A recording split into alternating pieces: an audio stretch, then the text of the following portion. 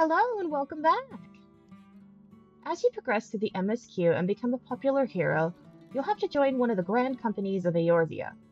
If you can't decide which to pick, I'd recommend choosing the company of the city you spend the most time in. Upon joining your grand company, you'll be able to use your crafters for supply allowances and your gatherers for provisioning allowances. These are similar in function to lead quests. You'll craft or gather items and turn them into your grand company. However, you can only do this once per day, maybe twice, depending on when your server time resets. To find out what you need to craft or gather for your turn-ins, you'll need to open up your timers menu. You'll find this by clicking on the duty button, the one that looks like an exclamation mark, and you'll see timers. When you click on that, this menu should pop up on your screen. If you click on next mission allowances, this final menu will show you what your grand company is after for today. After you've made your goodies and you're ready to turn them in, you'll go to the personnel officer. When you turn in your grand company items, you get XP, gil, and something called grand company seals. These seals are the currency of your grand company, and you can use those to buy items and to level up with your company. If you turn in an item that's high quality or has a little star by it, you get bigger rewards.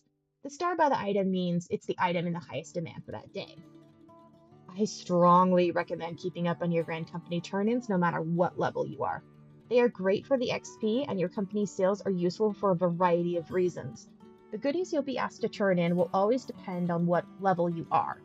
A level 5 blacksmith is not going to be asked to turn in a level 70 weapon, for example. Let me tell you briefly about those grand company seals and what you can do with those.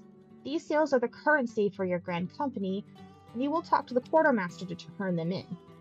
With your seals, you can buy gear, weapons, tools, potions, items that will buff your classes, food, housing items, minions, items to use in crafting and gathering.